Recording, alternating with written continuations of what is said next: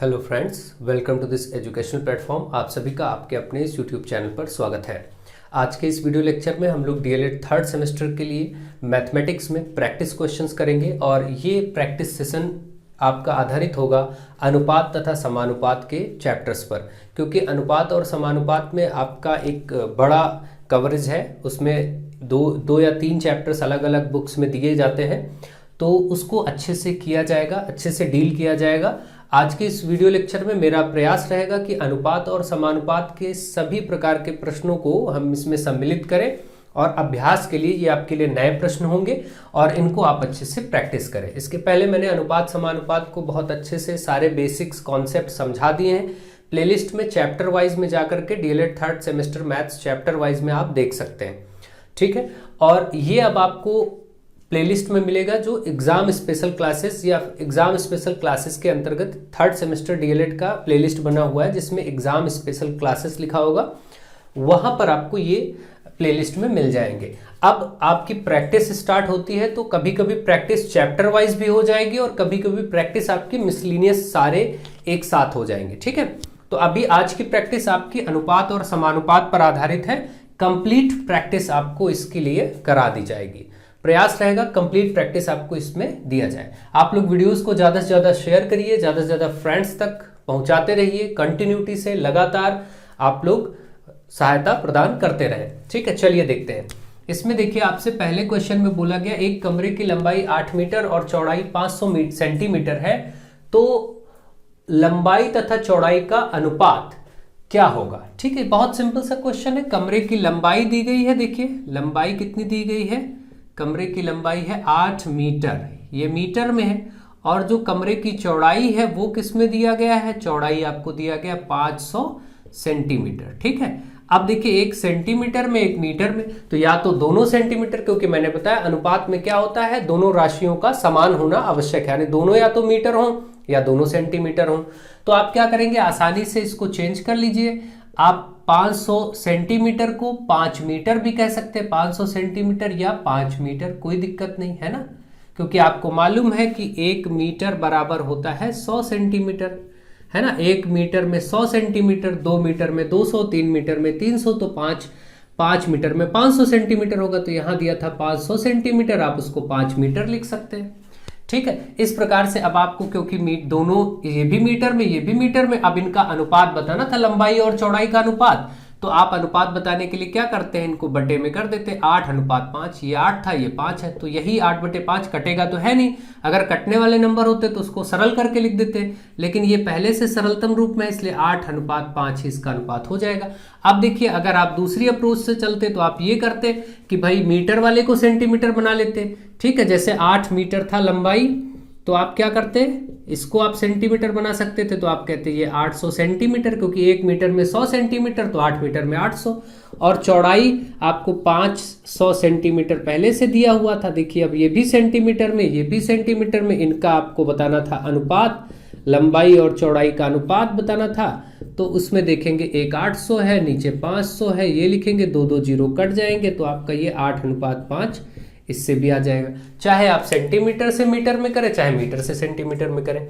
तो मुझे आशा है आपको ये बहुत अच्छे से समझ में आ गया होगा। बहुत ही बेसिक क्वेश्चन है, ढंग से देखते रहिए, समझते चलिए, क्योंकि 1 नंबर ऑब्जेक्टिव या कहीं भी हर टाइप के प्रश्न बनते हैं तो कुछ भी पूछा जा सकता है। क्वेश्चन नंबर 2, 5:5 सही 2/9 को, ये आपको दिया गया है, का व्युत्क्रम अनुपात ज्ञात कीजिए। आपसे अगर ऐसे पूछा गया होता 7/9 का व्युत्क्रम बताइए, तो व्युत्क्रम में बस पलट दिया जाता है, ठीक। 2/3 का बताइए, तो आप 3/2 कर देते, यानी किसी भी अनुपात का व्युत्क्रम उसको बस पलट देते, ठीक है। तो यहां पर तो आप सही में दिया गया है, मिश्रित भिन्न में इसको सरल बना लीजिए। 9×5 = 45, कैसे बनाते, इसको इससे गुणा करते और ये जोड़ देते। 9×5 = 45, 2 47, 47/9, इसको आप पलटेंगे तो 9/47 आ जाएगा। ये इसका व्युत्क्रम हो गया बस। तो व्युत्क्रम आप इस तरीके से निकालेंगे, जब वो सरल रूप में होगा तो आप व्युत्क्रम में कर लेंगे, ठीक है। तो इस तरीके से आपका ये 9:47 इसका व्युत्क्रम अनुपात हो जाएगा, ठीक है। तो ऐसे प्रश्न आ जाए तो आप थोड़ा सा कंफ्यूज मत होइए, होते बहुत इजी है, लेकिन क्या है, कॉन्सेप्ट बहुत अच्छा होना चाहिए, फिर कुछ भी प्रश्न होगा आप कर सकेंगे, ठीक है। तो ये हो गया। अगला क्वेश्चन है, कुछ शिक्षार्थियों ने कागज के बने एक झंडे की लंबाई और चौड़ाई को नापा। उन्होंने देखा कि झंडे की लंबाई 36 सेंटीमीटर तथा चौड़ाई 24 सेंटीमीटर है, तो झंडे की लंबाई और चौड़ाई का क्या अनुपात होगा। ठीक है, तो सिंपल सी बात है, उन्होंने देखा कि भाई लंबाई जो झंडे की है वो 36 सेंटीमीटर है और चौड़ाई जो झंडे की है वो 24 सेंटीमीटर है, यही प्रश्न में बोला गया है। और इसका अनुपात पूछा है, उन्होंने नापा तो उनको ये लंबाई और चौड़ाई मिल गई झंडे की देखने को, तो उन्होंने उसका अनुपात आपसे पूछ लिया कि लंबाई और चौड़ाई का, तो अनुपात इनका बस फटाक से आप निकाल दीजिए। देखिए ऐसे 36/24 कर दीजिए, काटिए, 12 दूना 24, 12 तें 36, तो 3:2 ये आ गया। अब ये और कटेगा नहीं, सर्वोत्तम रूप में आ चुका है। वैसे भी झंडा यानी हमारा जो तिरंगा है, झंडा होता है, उसका लंबाई और चौड़ाई का मानक अनुपात 3:2 ही होता है। ठीक है, ये बात आप ध्यान रखें। ठीक है, तो खैर कोई दिक्कत नहीं है, तो फिर जनरल नॉलेज का क्वेश्चन हो गया। ठीक है, ये हो गया। आपको ये चीज भी समझ में आ गई होगी कि ये प्रश्न क्या था। अगला क्वेश्चन, सीता और गीता के प्राप्तांकों में 2:5 का अनुपात है, मुकेश और सर्वेश के प्राप्तांकों में 5:8 का अनुपात है, तो लड़कियों का प्राप्तांक अनुपात अधिक है अथवा लड़कों का, किसका अधिक है आपको ये बताना है। इसका मतलब सिंपल सी बात है, ये बताना कौन सा अनुपात बड़ा है कौन सा छोटा है। देखिए सीता और गीता ये लड़कियां थी और मुकेश और सर्वेश यहाँ पर लड़के थे, दोनों के प्राप्तांक है, उनको जो मार्क्स मिले, नंबर मिले, उनके अनुपात दिए गए। तो सीता और गीता का जो अनुपात है वो आपको दिया गया है कितना, वो दिया गया है 2:5। ठीक है, इसके बाद मुकेश और सर्वेश का दिया गया है, इसके बाद आपको मुकेश और यहां पर सर्वेश है, चलिए SR लिख देते हैं, है ना, इनका अनुपात दिया गया है आपको 5:8। इसमें किसका अनुपात अधिक है या किसको अधिक प्राप्तांक मिला होगा, लड़कियों को या लड़कों को, तो इन अनुपातों की तुलना करनी है। जब भी अनुपात छोटे बड़े बताने होते तो उसमें क्या करना होता है, इनका हम 2/5 ऐसे लिख लेंगे और इनका 5/8 ऐसे लिख लेंगे। अनुपात तब तक आप ये बड़ा छोटा नहीं बता सकते जब तक कि इनके दोनों के हर बराबर ना हो। ठीक, आप सभी जानते हैं कि अगर हर बराबर होंगे तो हम आराम से उनका अनुपात बता सकते हैं। तो अब देखिए 5 और 8 का इसके लिए आपको लासा लेना पड़ेगा, नहीं LCM। 5 और 8 का 8 पंचे 40 ही लासा आएगा, आप निकालेंगे तब भी। तो इसको 40 बनाने के लिए हम 8 से गुणा करेंगे ऊपर नीचे, और गुणा कहाँ करते, किसी भी भिन्न में। अगर हमने 5 को 40 बनाना है तो हम ऊपर नीचे दोनों 8 से गुणा करेंगे। 8 को 40 बनाना है क्योंकि हमारा उद्देश्य होता है हर को बराबर करना। ठीक है, हमेशा भिन्नों में अनुपात में हर को बराबर किया जाता है, नीचे वाली संख्या को, उसी को जब बराबर करेंगे तभी आगे हम उसको देख सकते हैं। तो 8 पंचे 40, यहाँ 5 से करेंगे तो ऊपर नीचे दोनों 5 से करेंगे। अब देखिए ये बन गया 8 दूनी 16, 16/40, और ये बन गया 25, 25/40। आपको स्पष्ट है कि ये वाला अनुपात 25/40 16/40 से ज्यादा है, बड़ा है। ठीक है, तो आप बोल सकते हैं कि ये अनुपात बड़ा होगा, यानी इधर वाला, इसका मतलब जो लड़कों वाला अनुपात है ये ज्यादा है। ठीक है, तो लड़कियों का प्राप्तांक अनुपात अधिक है या लड़कों का, तो यहां पर आप बोलेंगे लड़कों का अधिक है, या ये वाला अनुपात बड़ा है और ये वाला छोटा है, यानी कि 2/5 इस वाले अनुपात में और 5/8 इसमें ये वाला बड़ा। जिसकी तरफ बड़ा होता है उसकी तरफ इसका माउथ ओपन रखते हैं, ये लेस देन और ग्रेटर देन का चिन्ह होता है। जो बड़ा होता है वो इधर रहता है, जो छोटा होता है वो इधर रहता है, जिधर ये माउथ क्लोज है। ठीक है, तो ये सब बातें आप अच्छे से ध्यान दीजिए। तो ये आपका प्रश्न हो गया। कोई भी अनुपात की तुलना तभी हो सकती है जब उसके हर बराबर हो, तो देख सकते हैं हम अनुपात बड़ा है या छोटा है। ठीक है, नेक्स्ट अगला क्वेश्चन, क्वेश्चन नंबर 5। जैनुल और आबिद ने साझे में व्यापार किया और साझे के व्यापार में उन्होंने 2:3 के अनुपात में धन लगाया। ठीक है, जब साझे में व्यापार किया तो 2:3 के अनुपात में इन्होंने धन लगाया, और यदि दोनों को में रुपए 300, दोनों ही में 300 रुपए का लाभ बांटना हो, मतलब उनको प्रॉफिट 300 का हुआ होगा और दोनों में इसको बांटना है, तो दोनों को कितना कितना लाभ प्राप्त होगा। ठीक है, अलग अलग बताना है इस प्रश्न में। तो देखिए आपको मालूम है कि टोटल अमाउंट कितना है, 300 रुपए, जो लाभ वाला है ना, लाभ जो कुल हुआ, कुल लाभ, टोटल लिखे या कुल लाभ लिखे 300 रुपए, और इसी 300 को दो लोगों में बांटना है। कौन कौन है, एक है जैनुल और एक क्या है, आबिद, इनमें बांटना है। आपको मैंने बताया और उनका अनुपात दिया गया 2:3। जब भी जिस अनुपात में किसी संख्या को बांटना है, जैसे 2:3 में बांटना है, तो आप इसका कुल निकाल लेंगे, अनुपात को भी जोड़ लेंगे, तो 2 + 3 यानी 5, अनुपात का टोटल योग कर लेंगे। कुल योग जो है इसका अनुपात का है ना, ध्यान रखिए, ये आपको करना होगा। तो आया 5। अब मैंने आपको बताया था जैसे ये वाला पहला हिस्सा जैनुल का है और बाद वाला आबिद का, क्योंकि नाम कैसे हैं, जैनुल पहले है आबिद बाद में है, तो इसका मतलब जैनुल का अनुपात 2 था और इनका अनुपात 3 था, इसी अनुपात में था। अब हम क्या करेंगे, पहले जैनुल का जैसे निकालना है तो जैनुल का जो रेशियो है उसको ऊपर लिखेंगे और नीचे ये कुल कितना आया 5, दोनों अनुपात का योग जो होता है उसको बटे में लिख देते हैं 3 2 5 और गुणा लगा देते हैं जिस मनी को बांटना होता है, 300 रुपए को बांटना है तो 300। यही तरीका मैंने आपको बताया था। ये किसका भाग आ जाएगा, ये आ जाएगा जैनुल का लाभ, यहां पर जैनुल को जो लाभ होगा वो मिल जाएगा 5 5 छक्का 30, यहां से दिखाई पड़ा 120 रुपए, 120 जैनुल को मिल गया। तो जाहिर सी बात है 300 में से घटा देंगे तो आबिद का आ जाएगा, ठीक है, उसका 180 रुपए आ जाएगा, घटा करके भी आ जाएगा क्योंकि टोटल 300 है ही। आबिद का लाभ निकालना है, आबिद का लाभ निकालना है तो हम क्या करेंगे, 300 कुल लाभ था उसमें से 120 जैनुल का आ चुका है, इसको माइनस कर दीजिए तो आपको पता चल जाएगा कि 180 रुपए ये होगा लाभ किसके लिए, ये होगा आबिद के लिए। तो किसका लाभ अधिक है, आबिद का लाभ अधिक है, ठीक है। ये बात वैसे यहां से देख के ही पता चल जाती है कि 2 हिस्सा मिला है आबिद को, 3 हिस्सा मिला है, सॉरी 2 हिस्सा मिला है जैनुल को और 3 हिस्सा आबिद को, तो जाहिर सी बात है आबिद का ही लाभ अधिक होगा, देखते ही बताया जा सकता है, ठीक है। लेकिन जैसे ये आए कि दोनों को कितना कितना मिला कैलकुलेट करके बताइए तो आप ऐसे निकालेंगे, ठीक है। तो एक को 120 रुपए, एक को 180 रुपए, ठीक है। तो मुझे आशा है आप ये भी समझ गए, यहां से कोई दिक्कत की बात नहीं है। चलिए आगे बढ़ते हैं। कभी भी कितने भी 2 या 3 कितने भी लोग क्यों ना हो, आपको कोई अमाउंट बांटना हो तो इसी रूप में आपको बांटना होगा, ठीक है। आराम से आप उसको बांट सकते हैं, कोई प्रॉब्लम की बात नहीं है। जैसे मान लीजिए 750 रुपए है और आपको इसको 3 लोग ए बी और सी में बांटना है, इनका मैं अनुपात रखता हूं 2:3:5, ठीक। चलिए अब आप इसको कैसे बांटेंगे 3 लोगों में, तो इसका पहले तो टोटल अनुपात को जोड़ लेंगे, 2 3 5 5 10, कितना आया 10, ये बात ध्यान रखिए। रुपए 750 है जिनको बांटना है। अब चलिए बांटते हैं, यहाँ रुपए हो सकता है, कुछ और हो सकता है, प्राप्तांक हो सकते हैं, नंबर, भार, कुछ भी हो सकता है, ठीक है। अब देखिए इसका ए वाले का भाग हम निकालेंगे, पहले लिखेंगे ए का भाग, ए को कितना हिस्सा मिलेगा, तो इसका अनुपात है 2 और कुल योग आया है 10 इन सभी अनुपातों का, इसको बटे में और गुणा करेंगे जिसको बांटना होता है 750 को, 1 1 0 कट गया, 75 दूने 150 रुपए, यानी 150 रुपए मिले ए को। इसी तरीके से अब आपको जैसे बी का भाग निकालना है तो हम क्या करेंगे, बी का अनुपात उठाएंगे 3 और टोटल अनुपात का योग, इन तीनों का जो योगफल आया है 10 उसको नीचे और गुणे 750 जिसको बांटना था, 1 1 0 कटा, 3 5 15, 3 7 21 1 22, है ना भाई, 3 5 15, 3 7 21 1 22, 225 रुपए।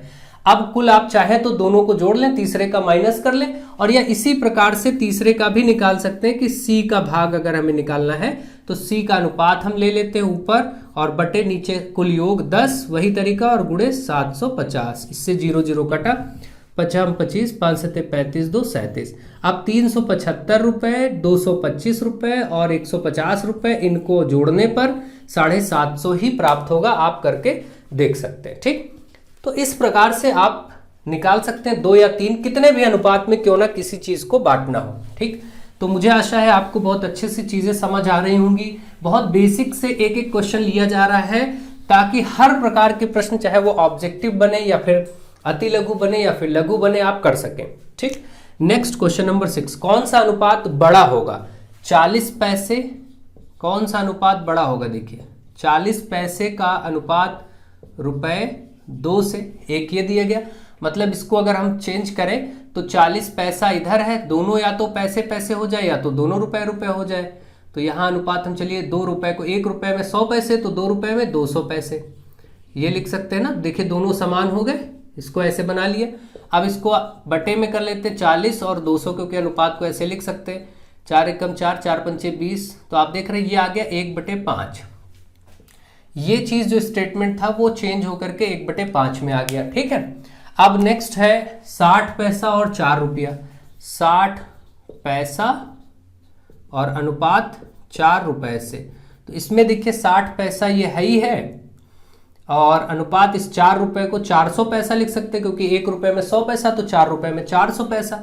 दोनों देखिए पैसे पैसे में बन गया, कोई दिक्कत नहीं। अब इसका भी इसी प्रकार से 60/400 कर लीजिए, एक एक जीरो कटा, 2 से 3 और 2 से 20, 2 3 6, 2 और 20 दूना 40, यानी ये आया 3/20। अब जब इस रूप में आ गया 1/5 और 3/20, तो कौन सा बड़ा है? अभी मैंने आपको बड़ा छोटा बताने का तरीका बताया था कि 1/5 और 3/20 कौन सा बड़ा है कौन सा छोटा। इसके लिए हर बराबर होने जरूरी है, डिनोमिनेटर्स का सेम होना जरूरी है, ठीक है। तो हर बराबर करेंगे, यहाँ 5 है यहाँ 20 है, 5 को 20 बना सकते हैं 4 से गुणा करके, है ना। ऊपर नीचे दोनों गुणा होगा, जहां भी भिन्न में गुणा होता है तो नीचे और ऊपर दोनों होता है।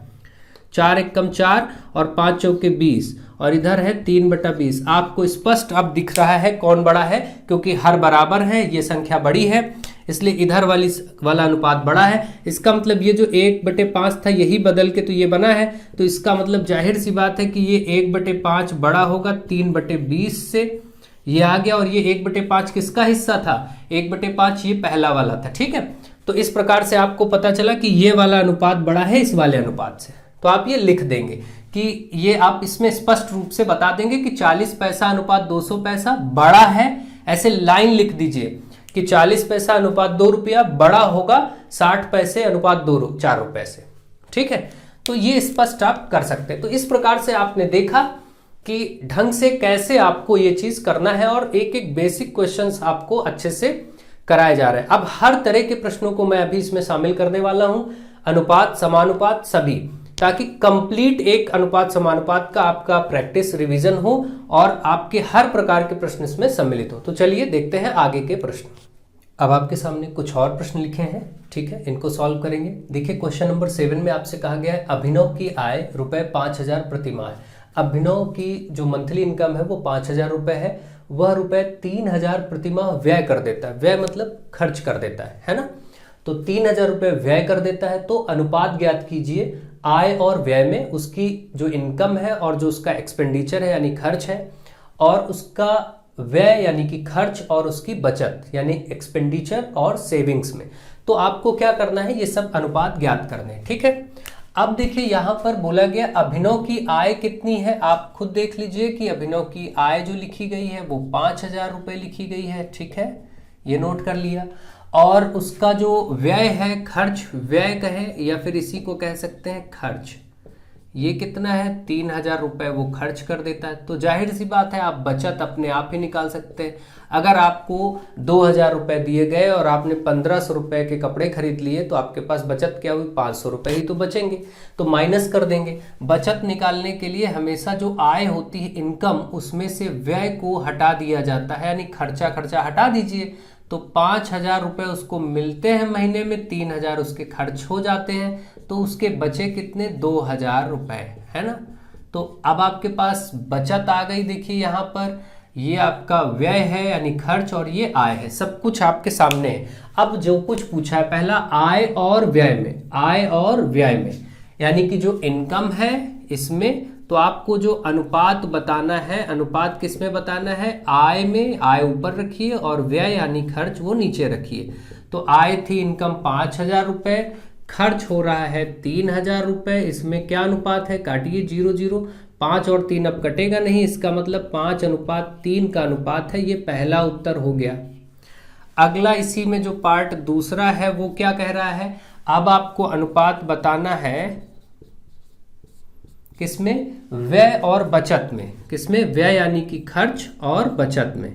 तो आपके सामने खर्चा है ही है, 3000 रुपए व्यय होता है, उसको ऊपर रखिए। ये बात ध्यान रखें कि जैसे इसने कहा व्यय और खर्च बचत, तो व्यय को ऊपर रखेंगे, जो पहले आया इसको ऊपर रखेंगे, जो बाद में आया इसको नीचे रखेंगे, ये हमेशा ध्यान रखें। तो व्यय 3000 और बचत थी 2000 रुपए, इसको आप नीचे रख दीजिए। फिर 3 0 ऊपर भी, 3 नीचे भी कट जाएगा, और 3 और 2 अब आगे कटेगा नहीं, तो इसका मतलब 3:2। ये दूसरा उत्तर, ये पहला उत्तर। इस प्रश्न के लिए दोनों तरीके से आपके सामने आंसर आ चुका है।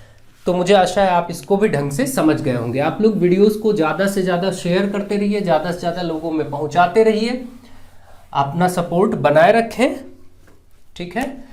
जिस भी क्षेत्र से आप बिलोंग करते हैं वहां पर इसको खूब फैलाइए, ज़्यादा से ज़्यादा लोगों से बोलिए, अपने फ्रेंड्स से, कि वो भी उसको आगे बढ़ाएं। ठीक है, तो इस तरीके से एक चेन, एक श्रृंखला बन जाएगी और आसानी से आपका सपोर्ट हमको प्राप्त हो जाएगा।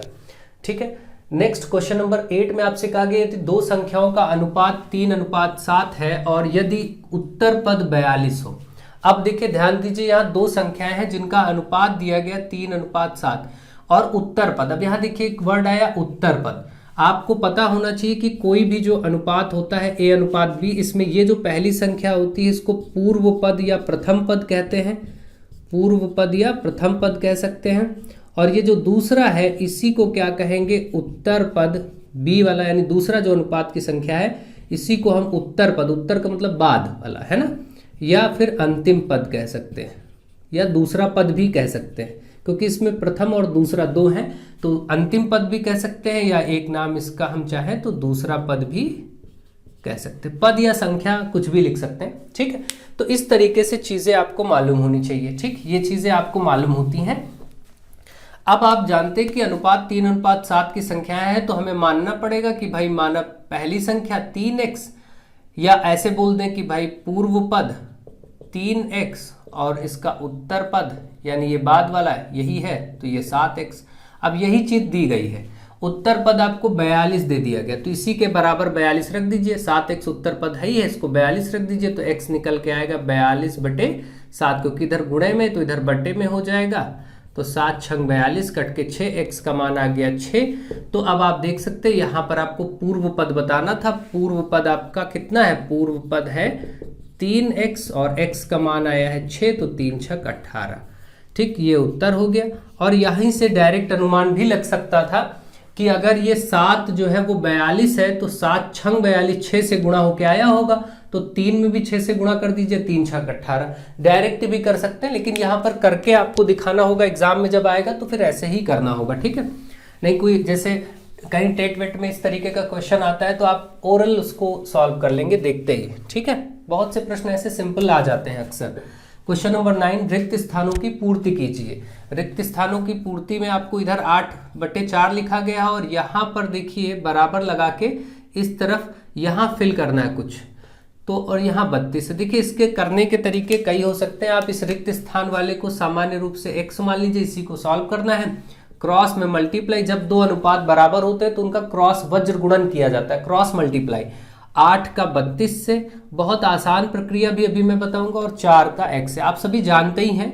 अब ये देखिए ये इससे गुणा होगा, ये इससे हो गया, अब 4 इधर आएगा तो क्या होगा, 8 और 32 के नीचे 4 डिवाइड में आ जाएगा, इधर x 4 से काट दीजिए, 4 और 8 32 होता ही, 8 8 64, यानी x बराबर 64, यानी यहाँ जो भरा जाएगा वो 64 लिखा जाता है। ठीक, अब आप देखिए डायरेक्टली 4 से हुआ था 32, ठीक है, तो 4 और 8 32 हुआ होगा, 8 से गुणा, तो इसमें भी 8 ही से गुणा कर दीजिए तो 8 8 64 डायरेक्ट आ जाएगा। ठीक है, जब बराबर का संबंध होगा, कहीं भी मान लीजिए ये 3/9 है और इस तरफ आपका कुछ भी ऐसे लिखा गया हो, मान लेते हैं यहाँ 72 और ये पूछा जाए यहाँ क्या होगा, तो आप देख रहे हैं 9 में 8 से गुणा होकर 9 8 72 बना है, तो इसमें भी 8 से गुणा कर दीजिए, 8 3 24, इस तरीके से आपका आंसर हो जाएगा। तो ये सब तरीके हैं, आप इसको अच्छे से समझ सकते हैं और कर सकते हैं। तो ये करने का तरीका मैंने बता दिया। दूसरा, अब आप इसी तरीके से डायरेक्ट देख लीजिए, 36 के नीचे आपको फिल करना है और इधर लिखा है 72/12। अब देखिए ऊपर वाली संख्या का संबंध ऊपर वाली संख्या से ही लीजिएगा, 36 से 72 2 से गुणा, 36 दूना 72, तो जाहिर सी बात यहाँ जो कुछ रहा होगा उसमें 2 से गुणा होकर ये मिला होगा, तो यहाँ 6 रहा होगा, तभी 6 दूनी 12 ये हुआ होगा। ठीक, तो इस तरीके से ये डायरेक्ट हो गया। नहीं तो आप क्या करते, इसको आप x मानते, फिर क्रॉस मल्टीप्लाई करके बिल्कुल इसी तरीके से सॉल्व कर लीजिएगा। ठीक है, तो ये आंसर वैसे 6 आ गया है, मैंने बता दिया है, बाकी आप इसको कर सकते हैं। ठीक है, तो मुझे आशा है आप अच्छे से ये चीज भी समझ गए, ये प्रश्न भी आपके हो गए। क्वेश्चन नंबर 10, एक महिला अपनी बेटी श्रेया और भूमिका, दो उसकी बेटियां हैं श्रेया और भूमिका, इसमें 3600 रुपए को, श्रेया और भूमिका में 3600 रुपए को बांटना चाहती है, 3600 रुपए को उनकी आयु के अनुसार। किस रूप में बांटना चाहती है, जिस अनुपात में उनकी एज है, आयु है। तो जैसे यदि श्रेया की आयु 15 वर्ष है और भूमिका की आयु 12 वर्ष है, तो श्रेया और भूमिका को कितने कितने रुपए मिलेंगे। तो जाहिर सी बात है, क्योंकि बांटना है उस महिला को 3600 रुपए, यानी 3600 रुपए टोटल ये, और इसमें कौन है, एक है श्रेया और एक है भूमिका, ये। तो श्रेया का हम S लिख लेते हैं, भूमिका का B लिख लेते हैं। इनकी आयु के अनुपात में बांटना है, तो इनकी आयु क्या है, देखिए श्रेया की आयु 15, तो इसको 15 वर्ष, और भूमिका की आयु कितनी है, 12 वर्ष।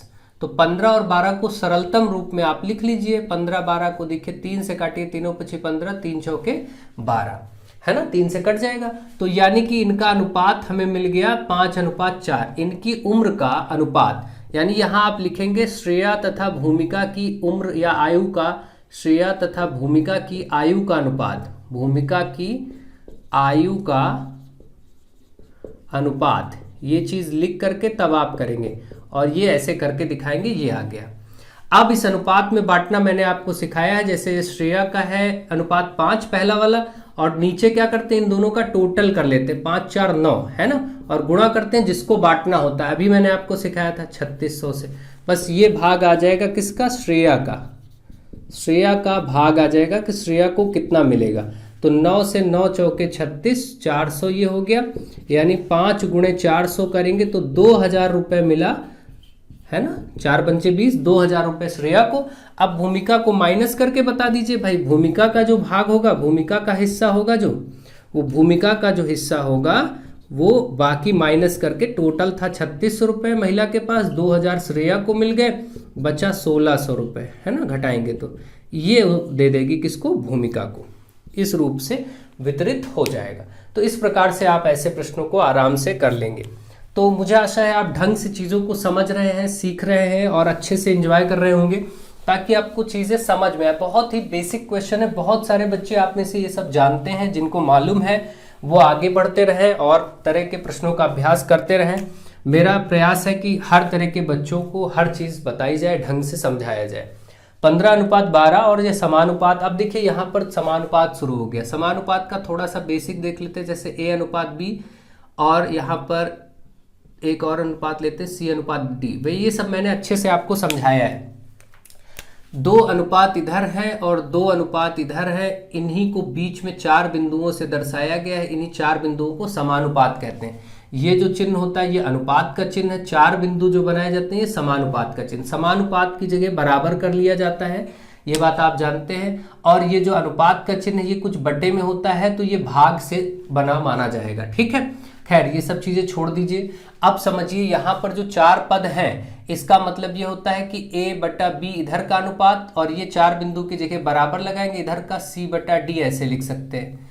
ये यानी कि आप देख रहे हैं कि जब 2 अनुपात, एक अनुपात इधर A:B है और एक अनुपात इस तरफ C/D है, जब 2 अनुपात आपस में बराबर होते हैं तो इसी को समानुपात, बराबर होना। समानुपात का मतलब क्या है, समानुपात का मतलब है जब अनुपात समान हो, समानुपात, है ना, यानी समान अनुपात, समान अनुपात। इसी में देखिए समझ में आ रहा है ना ये चीज, जब अनुपात समान यानी बराबर हो तो उसी को समानुपात कहते हैं, ठीक।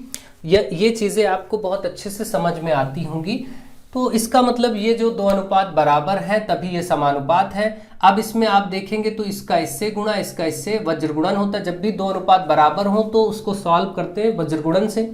तो A×D यानी क्रॉस मल्टीप्लाई, और इधर B और C का आप साफ साफ देख रहे हैं कि आपके सामने जो रिजल्ट आया वो क्या आया, A और D का, यानी ये जो किनारे A है और इस किनारे D है, इनका गुणा एक तरफ और बीच वाले 2 पदों का गुणा एक तरफ। अब आप ये बात ध्यान दीजिए कि ये जो A/B है और इस तरफ फिर समानुपात है और इस तरफ C/D है, इसमें ये जो किनारे सबसे आउटर बाउंड्री पे 2 टर्म है A और D, इनको कहा जाता है बाह्य पद या बाहरी पद, और ये जो बीच में 2 पद पड़ रहे हैं B और C, इनको कहा जाता है मध्य पद। क्या कहा जाता है, मध्य पद या मिडिल टर्म, और ये एक्सट्रीम टर्म्स बोलते हैं। ये आपके सारे पद लिखे गए हैं। अब देखिए यहाँ पर आप क्या कह सकते हैं, इसका मतलब कि 2 चीजों का गुणनफल हो रहा है, बाहरी पदों का गुणनफल हो रहा है। देखिए A और D क्या थे, बाहरी पद, इसका मतलब बाह्य या बाहरी पदों का जो गुणनफल होता है वो बराबर होता है, गुणनफल वो बराबर होता है मध्य पदों के गुणनफल के, मध्य पदों के गुणनफल के इस केस में। तो ये आप चीज़ें अच्छे से समझ रहे होंगे। ये एक रिजल्ट होता है, हो सकता है ऑब्जेक्टिव में कभी आपसे पूछ लिया जाए या कैसे भी आपसे पूछ लिया जाए, ये चीज़ें आपको मालूम होनी चाहिए। तो ये सारे बेसिक्स थे जो कि आपको बता दिए गए, समझा दिए गए, ठीक है। चलिए अब हम इनके प्रश्नों को करेंगे और सीखेंगे। देखिए 15:12 और समानुपात 10:8 पूछा गया है कि सत्यता की जांच करिए।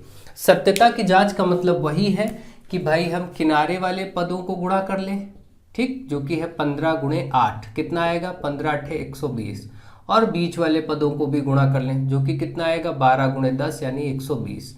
यदि दोनों बराबर, क्योंकि अभी आपने देखा था कि अगर बाहरी पद और मध्य पद बराबर हो जाते हैं गुणनफल में तो वो समानुपात में है। इसका मतलब क्योंकि इसका बाहरी पदों का गुणनफल, बाहरी पदों का गुणनफल बराबर है मध्य पदों के गुणनफल के, मध्य पदों के गुणनफल के। क्योंकि ऐसा है इसलिए ये सत्य है और ये सही है, यानी ये चारों संख्याएं समानुपात में हैं, यानी कि दिया गया कथन सत्य है। ठीक है, ये आप बोल देंगे। तो बस इतना करना है आपको, बहुत सिंपल तरीके से ये चीज़ें आ जाएंगी। तो कभी अजीब सा लगेगा कि ये कैसा प्रश्न आ गया और ये तो हमने सीखा नहीं, तो ये चीज़ें आपको नहीं होनी चाहिए। आप अच्छे से समझिए, देखिए कभी कभी बहुत इजी चीज़ें भी आती हैं और बड़ी अजीब लग जाती हैं। क्वेश्चन नंबर 12, रिक्त पद ज्ञात कीजिए। रिक्त पद में लिखा गया 8 अनुपात और यहाँ एक बॉक्स बना हुआ है बराबर, यहाँ पर बराबर क्या बल्कि समानुपात का चिन्ह है, बाद में वो बराबर ही हो जाएगा 7:14।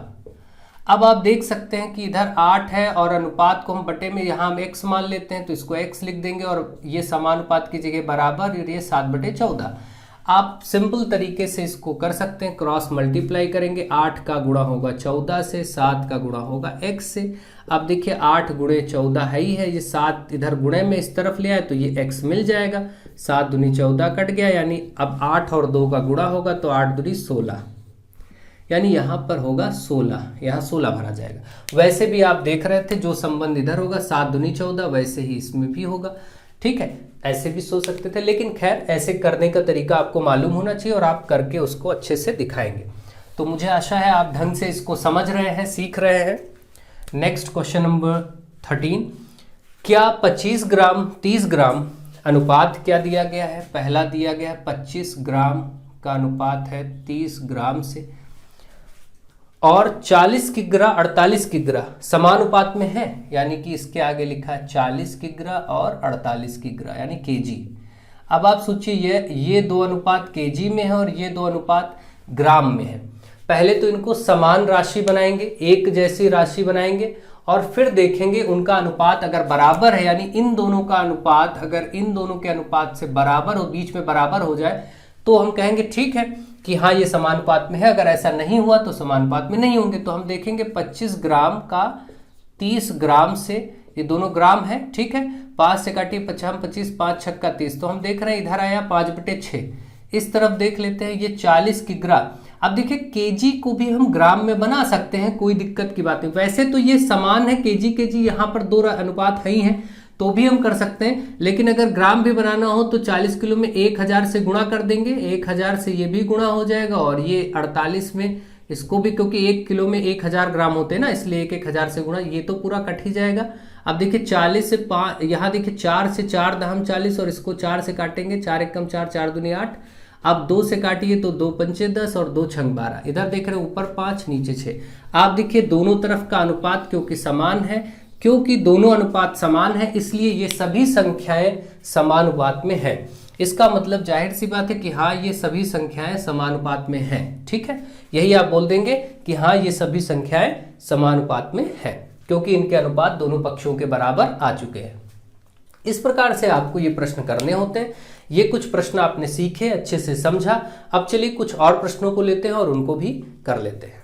अब आपके सामने कुछ और प्रश्न लिखे गए हैं। देखिए क्वेश्चन नंबर 14 से क्वेश्चन नंबर 18 तक और करेंगे और इसके बाद इस चैप्टर आज इस प्रैक्टिस सेट को हम क्लोज करेंगे। यानी अनुपात और समानुपात की प्रैक्टिस आपकी और एक अलग स्तर से हो गई है अच्छे से। इसके अलावा बाकी आपको अनुपात समानुपात बहुत ढंग से विधिवत तरीके से चैप्टर वाइज में डीएलएड थर्ड सेमेस्टर के चैप्टर वाइज सेगमेंट में आप देख सकते हैं, प्लेलिस्ट में वहाँ पर पढ़ाया गया है।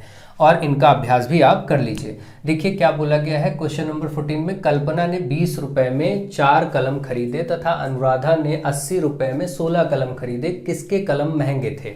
सिंपल सी बात है, कल्पना ने क्या किया कि 20 रुपए में 4 कलम, ठीक है, ये किसका है? कल्पना के लिए। और एक है इसमें अनुराधा। अब देखिए अनुराधा ने क्या किया, अनुराधा ने 80 रुपए में कितना? 16 कलम खरीदे। किसका कलम महंगा है? तो आप देखिए जरा, कलम और कलम का भी अनुपात ले सकते हैं और रुपए रुपए का अनुपात। अगर हम मूल्यों का अनुपात लेकर के देखें तो इधर 20 और 80 इनका अनुपात क्या आएगा? 1:4, यानी कि 1/4। तो कह सकते हैं 1:4 के मूल्य में दोनों के रुपए लगे हैं। और जो कलम मिला है 4 और 16, ये 4 1 कम 4, 4 चौक 16, ये भी 1:4, यानी दोनों का अनुपात समान है। तो दोनों ने समान रूप से खरीदा है, किसी का महंगा नहीं पड़ा, मतलब दोनों ने समान रेट से कलम खरीदे। और वैसे भी आप देख सकते हैं, ऐसे भी चेक कर सकते थे कि भाई 4 रुपए में 4 कलम 20 रुपए के, 4 कलम 20 रुपए के, तो एक कलम जो होगा वो 5 रुपए का होगा। जाहिर सी बात है 20/4 करेंगे, 4 पंचे 20 आ जाएगा, एक कलम 5 रुपए का। इनका आप देख लीजिए कि 16 कलम 80 रुपए का, तो एक कलम अनुराधा के लिए ये 80/16 हो जाएगा। जब भी ऐसे करते हैं 16 पंचे 80, तो ये 5 रुपए का। तो आप देख पा रहे हैं कि यहाँ पर जो इनका एक कलम का मूल्य है 5 रुपए, इनका भी एक कलम का मूल्य 5 रुपए है, यानी दोनों ने समान रेट से समान दर से कलम खरीदा है। ठीक है, तो ये चीज़ आपको क्लियर हो गई होगी। ठीक है, चलिए आगे बढ़ते हैं और नेक्स्ट क्वेश्चन देखते हैं। अगला प्रश्न है, x का मान बताना है, जिसमें बोला गया है 2:5 अनुपात x, और फिर समानुपात का चिन्ह है, इधर है 1.25 अनुपात 2.5। ठीक है, यही दिया गया। हाँ, इसमें आपको मालूम है 2 अनुपात इधर है, 2 अनुपात इधर है, बीच में समानुपात है। तो मैंने आपको बताया था कि आप इधर 2.5 में बटे x कर दीजिए और समानुपात की जगह बराबर इधर क्या करिए 1.25 के नीचे बटे में ये कर दीजिए, और फिर क्रॉस में मल्टीप्लाई कर दिया जाता है। तो यानी कि 2.5 का गुणा होगा इस वाली संख्या से, ये भी 2.5 है, फिर बराबर है बीच में, x का गुणा होगा इससे, यानी x गुणे 1.25। अब आपको x निकालना है, तो जाहिर सी बात है x के साथ जो एक्स्ट्रा नंबर है इसको इधर लाना पड़ेगा। तो यहाँ पर 2.5 गुणे 2.5 हाई है, ये संख्या इधर आ जाएगी 1.25 और ये x का मान आ जाएगा। 25 को 25 से गुणा करें, दशमलव भूल जाए तो 625 आता है, और फिर एक अंक पे दशमलव यहाँ, एक अंक पे दशमलव यहाँ, यानी कि 2 अंक पे दशमलव लग जाएगा। ठीक है, आप ऐसे लिख लीजिए, 2 अंक पे दशमलव लग जाएगा। और इसके बाद नीचे देखिए 1.25 है। ठीक है, 2 अंक पे नीचे भी दशमलव, 2 पे ऊपर भी, तो दशमलव हट जाएगा। जब समान अंकों पे हो तो हट जाता है। 625 ऊपर 125 नीचे, 5 बार में कट करके आ जाएगा ऊपर 5 नीचे 1, है ना। यानी कि आप सीधे सीधे 5 बोल देंगे, x का मान जो आया वो 5। ठीक, 125 पंचे 625 होता है। इस प्रकार से आपका इस प्रश्न के लिए, क्वेश्चन नंबर 15 के लिए x का मान जो आया वो 5 आ गया। ठीक है, आप लोग ढंग से देखते रहिए, समझते रहिए और करते रहिए। नेक्स्ट क्वेश्चन नंबर 16, 15 अगस्त को विद्यालय में बांटने के लिए लड्डू बनवाया गया। ठीक है, 15 अगस्त को जनरली लड्डू बंटते ही हैं विद्यालयों में। तो 15 अगस्त को विद्यालय में बांटने के लिए लड्डू बनाया गया, और लड्डू बनाने में प्रयुक्त बेसन और चीनी, यानी बेसन के लड्डू बनाए जा रहे हैं, बेसन और चीनी 1:3 का अनुपात में शामिल किया गया। ठीक है, प्रयुक्त बेसन और चीनी में 1:3 का अनुपात है। तो बेसन कुल 21 किलो, और फिर बेसन की मात्रा बता दी गई, तो चीनी की मात्रा आपको बताना है। ठीक है भाई, देखिए बेसन और चीनी का जो अनुपात है वो बताया गया है आपको, कितना? 1:3। तो इसको आपको मानना पड़ेगा कि भाई माना बेसन कितना है, बेसन की मात्रा आपको जब भी अनुपात दिया होता है तो आप उसको मानते हैं ना, बेसन की मात्रा 1 है तो 1x यानी x मान लेंगे केवल, और चीनी 3 अनुपात में है देखिए, तो चीनी की मात्रा को 3x मान लेंगे, है ना। दोनों आपने मान लिया। अब आपको किसकी मात्रा दी गई है? बेसन की मात्रा बताई गई है, यानी कि ये वाला आपको बता दिया गया, इसका मतलब x का मान सीधे 21 पता चल गया है ना। बेसन की मात्रा आपको मालूम हो गई क्योंकि वो दिया गया है, ये चीज साफ साफ प्रश्न में ही दिया गया, तो आप लिख सकते हैं इसके आगे प्रश्नानुसार। प्रश्न में बेसन की मात्रा बता दी गई है 21। तो अब चीनी की मात्रा क्या होगी, चीनी 3 गुना है, देखिए 3x चीनी की मात्रा के लिए आप इधर लिखेंगे चीनी की मात्रा, उसको 3 गुना कर दीजिए, मतलब 3 गुणे x का मान 21, तो 21 63, मतलब 63 kg चीनी लगी। अगर 21 किलो बेसन लगा तो 63 किलो चीनी लगी। ठीक है, इस तरीके से ये प्रश्न हो गया आराम से। तो आप ऐसे ही करेंगे और ऐसे ही सॉल्व करेंगे। ठीक है, ये भी हो गया। नेक्स्ट क्वेश्चन, एक विद्यालय में के लड़के और लड़कियों ने 2:3 के अनुपात में पौधे लगाए। यदि विद्यालय में कुल 1500 पौधे लगाए गए तो लड़के और लड़कियों द्वारा लगाए गए पौधों की संख्या अलग अलग निकालिए। तो सिंपल सी बात है, अभी जैसे आपने रुपयों को बांटा था स्टार्टिंग में अनुपात में, यहाँ पर पौधों को बांटना है। पौधे हैं कुल 1500 जो लगाए जा रहे हैं, ये आपके पास कुल पौधे प्लांट्स हैं 1500। इसको बॉयज और गर्ल्स लड़के और लड़कियों ने मिलकर लगाया है किसी अनुपात में। किस अनुपात में लगाया है, 2:3 में। 2:3 भाई, पहले क्या है, पहले देखिए इसमें बोला गया लड़के और लड़कियों का अनुपात, तो इसका मतलब ये वाला जो अनुपात है, 2 लड़कों का है और ये लड़कियों का है, तो 2:3। अब आपको अलग अलग इनकी संख्या बतानी, तो जाहिर सी बात है आपको मैंने क्या बताया, ये अनुपात आप टोटल जोड़ लेते हैं अलग, 2, 3, 5 हो जाएगा। फिर बांटा कैसे जाता है भाई, आप बोलेंगे लड़कों द्वारा लगाए गए पौधे, लड़कों द्वारा लगाए गए पौधे, तो इसमें क्या करेंगे, लड़कों का अनुपात ऊपर रखेंगे, कुल जोड़ जो योगफल आया है 2 और 3 का योगफल क्या आया है 5, इसको यहाँ रखेंगे, गुणा करेंगे।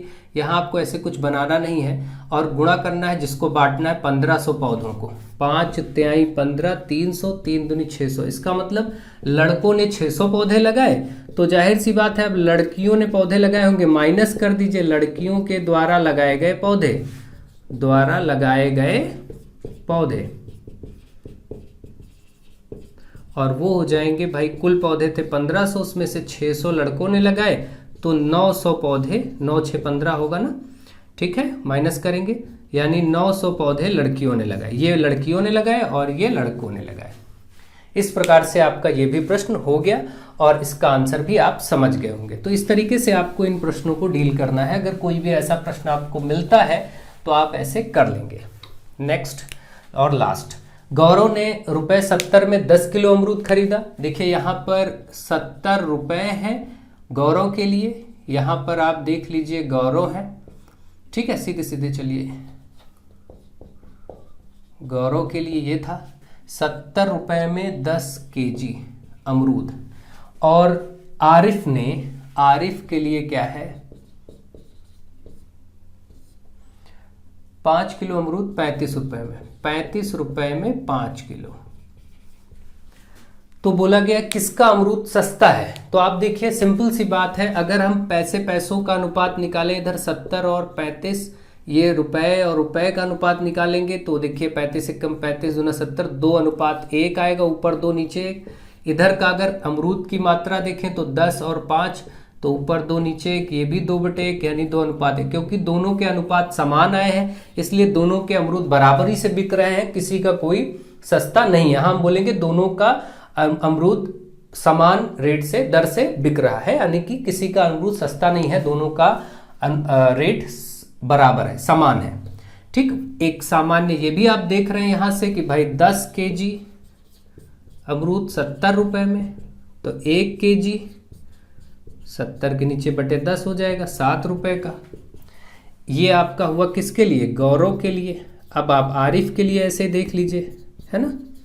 आरिफ का क्या है 5 किलो है 35 रुपए में, 5 किलो 35 में, तो 1 किलो भाई 35 के नीचे बटे 5 हो जाएगा, 5 सते 35, 7 रुपए।